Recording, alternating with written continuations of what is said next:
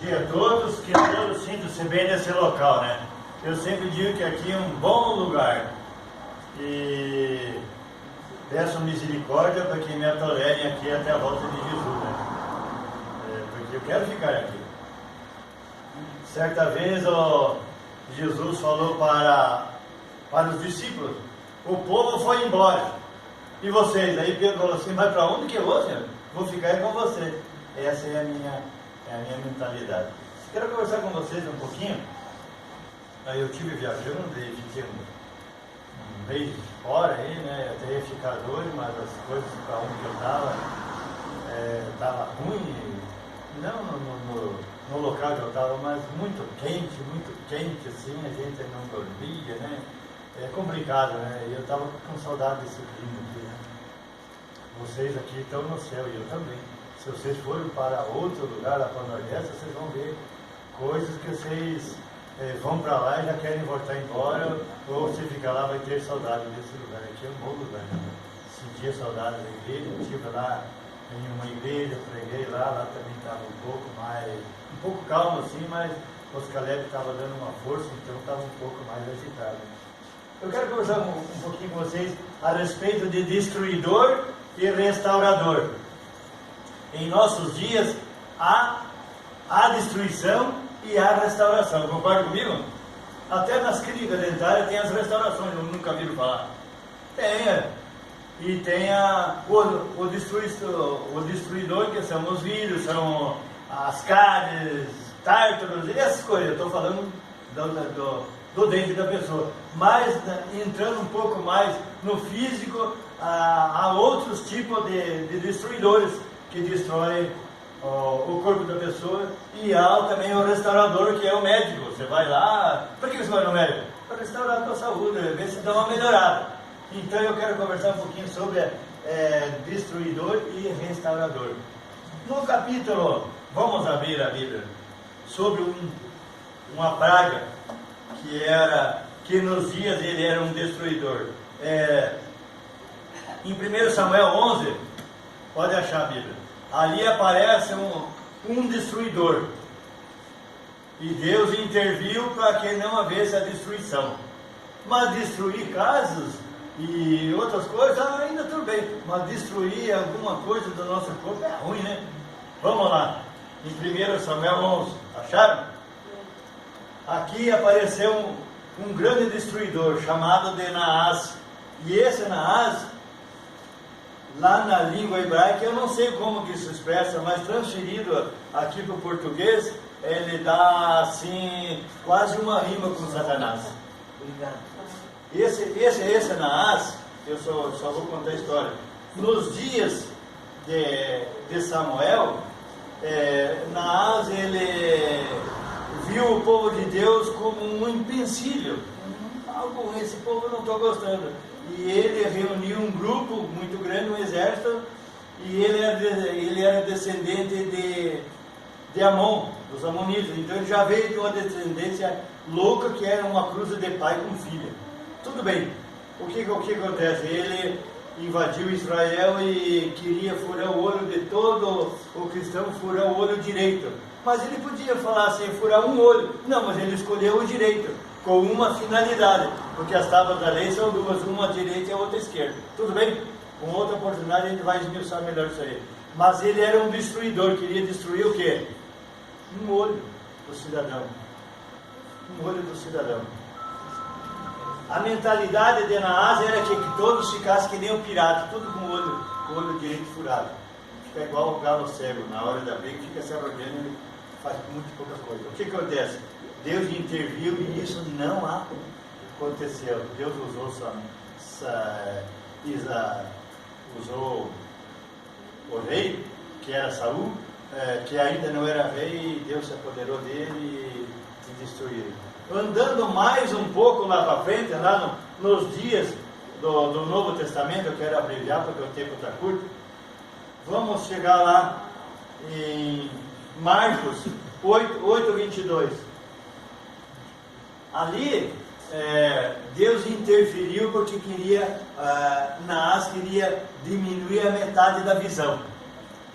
Tudo bem? Lá para frente agora vocês vão ver nenhuma cura que Jesus curou, que é o símbolo que Naás ia deixar o povo. Naás ele queria tirar a metade da visão. E nessa cura aqui você vai ver que Jesus fez uma meia cura também, dando uma demonstração de que é ruim ficar só com meia visão. Beleza? Vamos ler então Marcos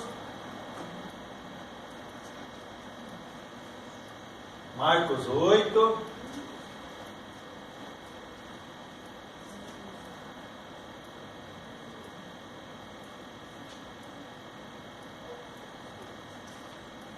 Marcos 8, 22.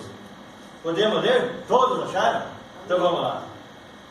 Então chegaram a Betsaida e lhe trouxeram um cego, rogando-lhe que o tocasse. Jesus, tomando o cego pela mão, levou para fora da aldeia. Se fosse hoje, Jesus ia levar no pátio ali, no pátio da nossa igreja, e a cura ia ser ali. Aplicando-lhe a saliva aos olhos e impondo-lhe as mãos, perguntou-lhes: vês alguma coisa? Este, recobrando a vista, respondeu: vejo. Então, se você parar com a história aqui, Jesus curou o cego e estava tudo certo.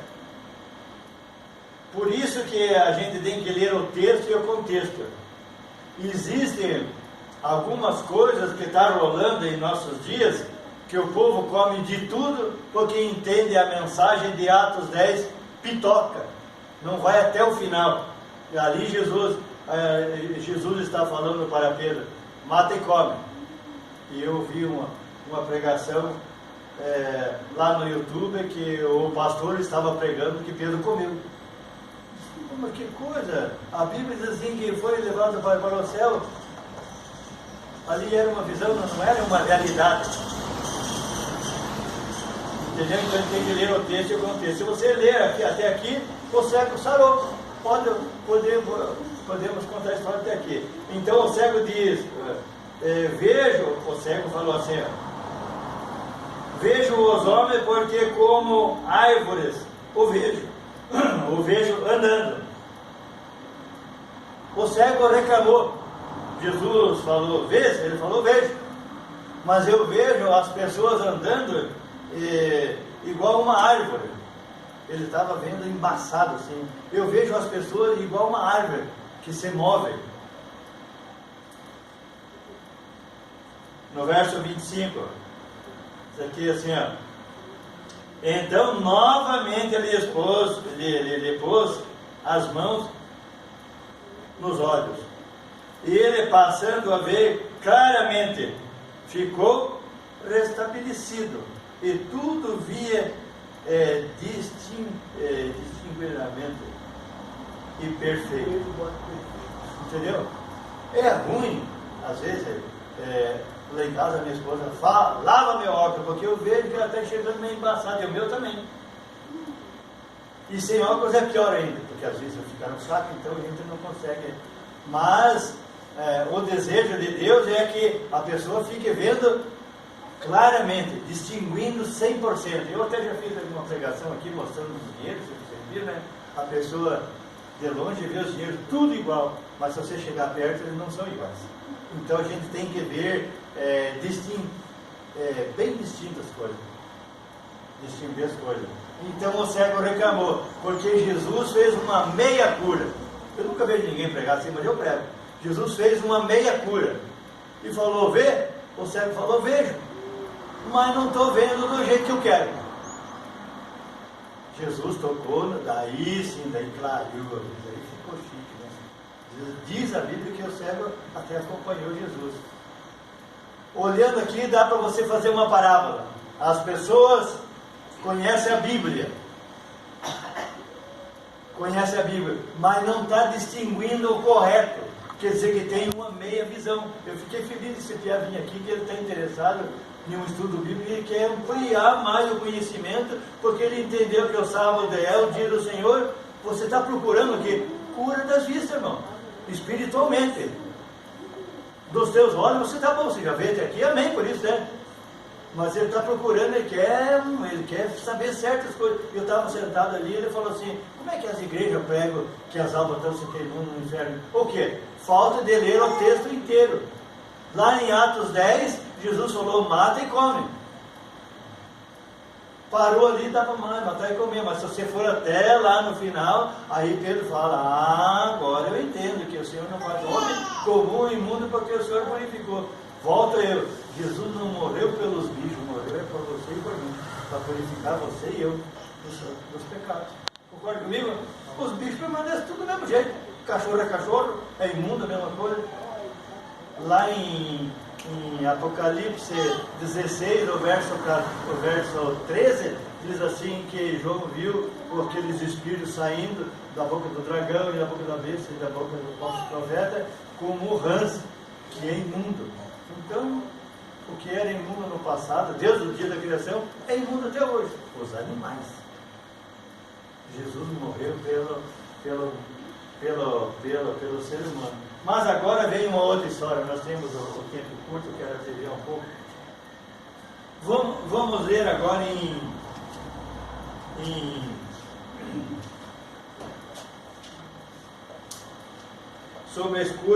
sobre a cura de Bartimeu.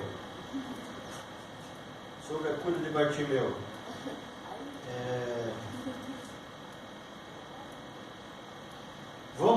Vamos ler em Marcos também, no capítulo 10 e o verso 46. Todos acharam? Aqui eu quero contar uma história engraçada para vocês.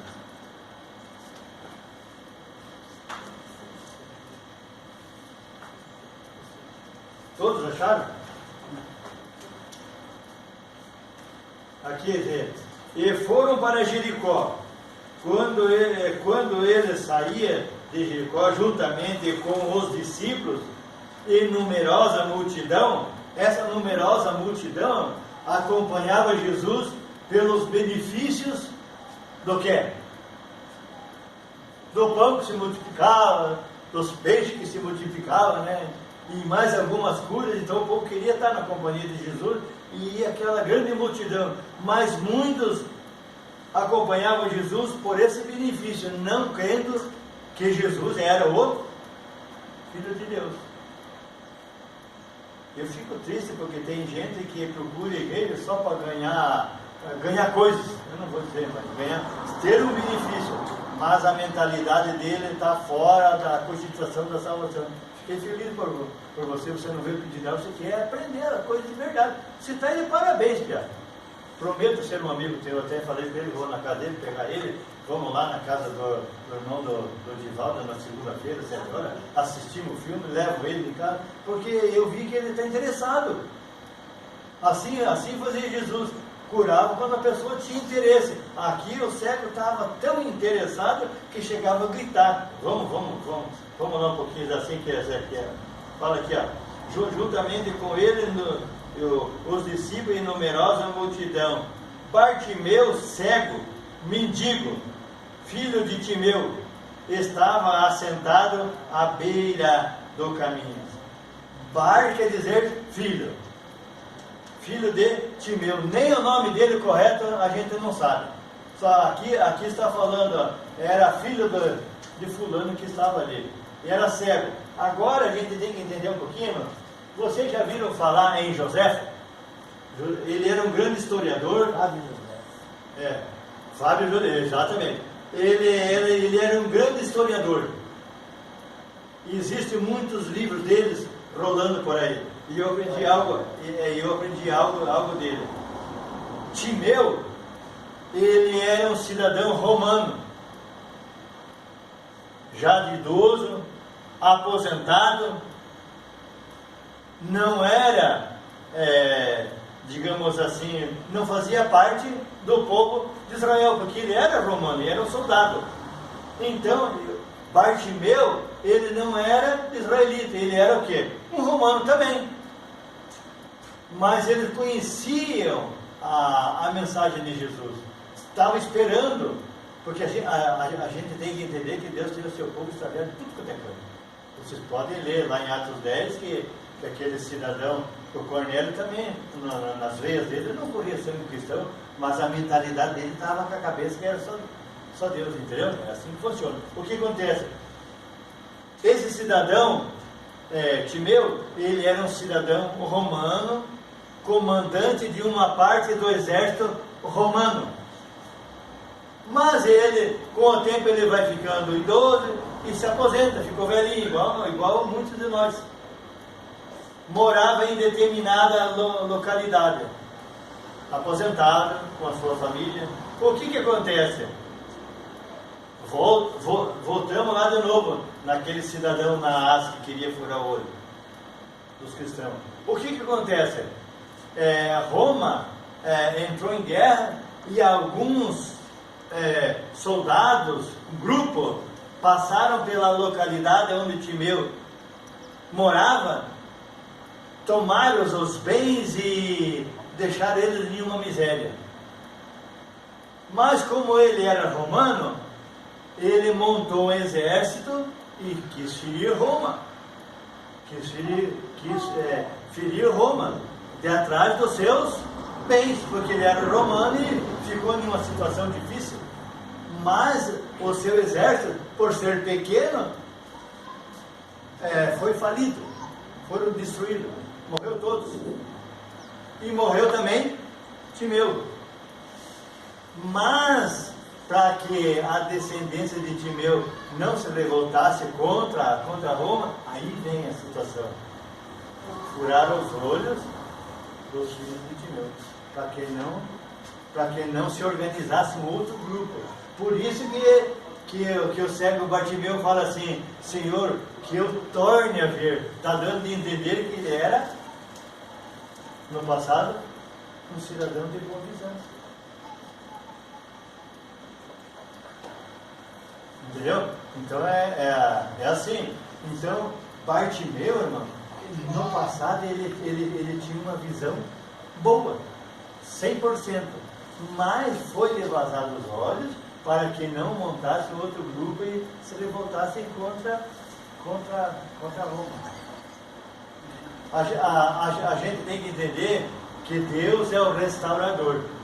E os romanos tinham furado o olho de Bartimeu, mas Jesus falou assim: fica curado, e restaurou. Por isso que eu falei, o destruidor e o restaurador. Às vezes a gente pensa que qualquer órgão do nosso corpo não tem grande valor, mas qualquer coisa que você vai fazer, eu cresci até na unha do dedo domingo. Se arrancar a unha e eu for no médico, ele vai colocar outra, vai ficar parecido, mas não é 100%, irmão. Tudo que Deus colocou em você e em mim é 100%. Nada será restaurado pelo humano 100%. É Deus que restaura 100%. Você pode ver que o cego ali, lá ele falou assim: Senhor, eu vejo as pessoas assim, andando como se fosse árvore. Ele está com uma visão um pouco embaçada, né? E ele é ruim assim, né? É ruim assim ficar embaçado. E o cego reclamou e Jesus restaurou 100%. Que bom, né? É isso aí. Eu acho que a nossa vida espiritual, para ser restaurada 100%, não depende de muita coisa, somente de Jesus. Hoje nós lemos uma lição aí, né? Ser fiel até a morte, mas ser fiel no quê? Fazendo aquilo que Deus pede, porque a nossa salvação, conforme nós lemos hoje, ela depende de alguns itens. Eu estava pregando numa igreja lá em Juazeiro, sábado atrasado, que era o dia primeiro, e eu falei: eu não tenho coragem de chegar aqui na frente e falar que mandamento não salva ninguém. Eu estou extinguindo vocês de responsabilidade com Deus. Concorda comigo? Como é que eu vou pegar aqui mandamento não salva ninguém? Se a salvação, todos vai ser julgado, o quê? Pode falar. Pelas obras. Ué. Paulo fala assim, eu volto aqui. Paulo fala assim: vós sois salvos pela fé. não mediante as obras da lei. Não vamos pensar nos 10 mandamentos. Quando Paulo falou isso, estava funcionando os atos de queima de cordeiro, de sacrifício de holocausto? Estava funcionando isso quando Paulo falou isso ou não? Claro que não estava. Por isso que ele falou. Agora não é mais pelas obras da lei, depende da tua fé. E eu estava lendo o grande conflito. Aquele padre Martinho Lutero, ele almejava tanto de conhecer Roma, tanto, mas era o desejo dele conhecer Roma. E chegando em Roma, ele teve uma grande decepção. Mas, nas qualidades do que ele tinha aprendido antes, diz a Elióide que ele subia aquelas escadarias ajoelhado e saindo sangue do joelho, mas o Espírito Santo falou a ele: não é pelas obras que sois salvo, mas pela fé em Jesus. Ele mudou os joelhos e parou de andar de joelho, fazendo algum sacrifício. Às vezes pensa que a gente tem que fazer tanta coisa para ir da salvação. Não. E eu prego, eu não tenho vergonha de falar, irmão. Pelo sacrifício que Cristo fez, pelos estudos da Bíblia, pela lição de tema, pelo exemplo do povo, olhando a natureza, vai para o inferno quem gostou do diabo, porque o caminho para o céu está arregaçado assim. Concorda comigo, irmão? Deus é muito chique, muito bom. Deus, olha lá, não tem jeito do povo se perder, a não ser aquele que decidiu. Aí entra o caso do livre-arbítrio, da escolha. Aí o livre-arbítrio. Eu estava pregando lá e falei assim: se Deus colocar a lei de Deus dentro da cabeça da pessoa, aí vai ser aquela lei fixa. Ele nunca vai errar. Por que Satanás errou e muitos erram? Porque a lei de Deus não é fixada na cabeça do sujeito. Deus quer que a pessoa entenda a lei de Deus para ter o discernimento. Se Deus fixar a lei de Deus na cabeça desse dia aqui, ele nunca mais vai errar, vai ficar igual ao sol. Todo dia, o mesmo percurso. Aí perde-se o livre-arbítrio. Concorda comigo? Deus quer que amamos a Deus assim, por amor mesmo, não forçado, não tendo um curso obrigatório. Você nunca vai ver o sol nascer para cá, ou nascer para lá, talvez um dia ele vai lá, o sol falar assim: hoje eu não vou trabalhar, vai ficar escuro mais um dia. Não, porque Deus fixou a lei nele, e ele, até o mar, vocês já viram ali? Deus, o nosso mundo é um globo, é uma bola. E naquela bola, imagine você tem uma montanha de água. Você não vai conseguir fazer um monte de água aqui porque ela vai se esparramar. Mas o nosso globo é assim, é uma bola de água e Deus fixou para o mar, você vem até aqui. Que coisa interessante, né? Quando Deus separou as águas, antes do dilúvio, na criação, não tinha as ilhas que temos hoje. Concorda comigo? Não tinha as ilhas. Deus separou, para lá é o mar e para cá é a terra. É assim que funcionava. Depois da destruição do dilúvio, aí chovia de baixo e arrebentava por baixo e de cima. Eu tive, nessas viagens que eu fui fazer agora, eu me lembrei claramente do dilúvio, mas montanhas de pedra, lá para o Nordeste, que não tem nada, só pequena montanha de pedra. E fiquei pensando, isso tudo era subterrâneo, tudo coberto de terra, mas aquilo ali choveu de baixo, assim, se vocês forem aqui na Ponta Grossa, aqui, lá na Vila Velha, vocês vão ver aquelas pedras, tem conchinha do mar, você vai dizer, mas como que tem conchinha do mar aqui? Deus separou as águas assim, para lá, água e para cá, a terra seca e os rios que eram para o gado beber água, o ser humano tomar água, e assim por diante. Mas no dilúvio virou isso aí. Que Deus abençoe a cabeça de vocês e a minha cabeça, irmão, que a salvação está em Cristo Jesus. Tudo bem, irmão? Como que é o nome, irmão? Daniel. Daniel, seja bem-vindo, Daniel. Amém. Quiser ficar conosco para sempre, as portas estão abertas. Seja bem-vindo. Espertinho, tá? Espertinho. A gente, eu não me envergonho, irmão. A nossa igreja, ela é fundamentada no estudo da Bíblia. Concorda comigo? É fundamentada. Enquanto alguns ficam gritando, orando e caindo, expulsando demônios, nós estamos lendo a Bíblia para aprender mais, irmão. Aqui você nunca vai ver ninguém demoniado, porque a Bíblia é superior a tudo. Jesus é superior a tudo. E eu não me envergonho, eu estou contando, irmão, que esses bancos estão lotados com os anjos de Deus, irmão. Concorda comigo, Márcio? Eu estou estudando lá com o Juarez lá e ainda oro para ele lá onde que eu estava, 3 mil quilômetros, ainda eu levantava de madrugada e orava, que lembrei daqui, lembrei de você, lembrei de todos, né? Que Deus abençoe que cada um nas suas casas tem um anjo no portão, interferindo, lembrei até dessa piadinha aí. Entendeu? Então é assim que funciona. Para perder a salvação, irmão, não tem jeito, é só se tomar posição mesmo. Que Deus te abençoe. Amém. Sejam felizes e voltando para o nosso lar em paz, né? Com o objetivo de se agarrar mais em Jesus através da leitura da Bíblia. Irmão. E eu comparo a Bíblia assim, igual quando você enche, já falei 50 vezes, você enche um prato de água até as barbelas ali e daí para transportar bem devagarinho, porque vai derramar. A Bíblia assim, aonde você abrir, tem mensagem.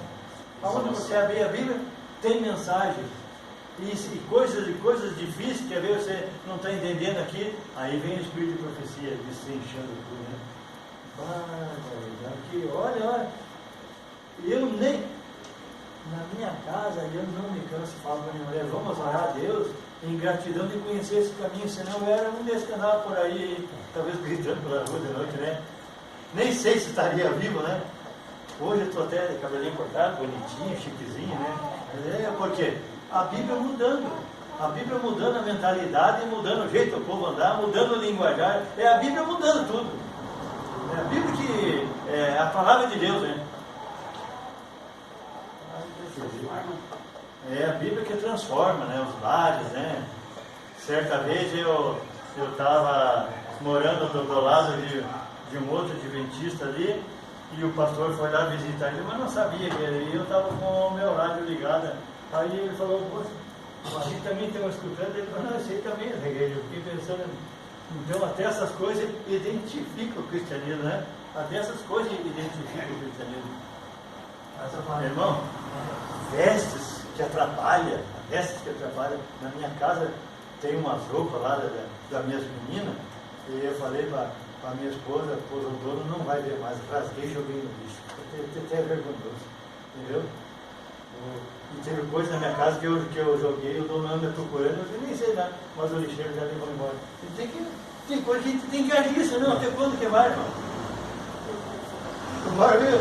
É assim que funciona. Que Deus abençoe todos vocês, sintam-se bem, venham, continuem conosco, você também, né? Vamos estudar a Bíblia e o caminho para o céu está aberto no nome de Jesus e através do estudo da Bíblia.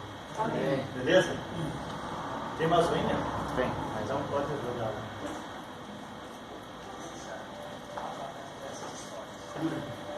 Ser capaz de fazer na vida daqueles que têm fé, acreditam no seu nome. Não preciso que tu venhas à minha casa, só preciso que tu digas uma palavra. Não sou digno, mas tem a multidão eu grito. Jesus Cristo, diga a vida.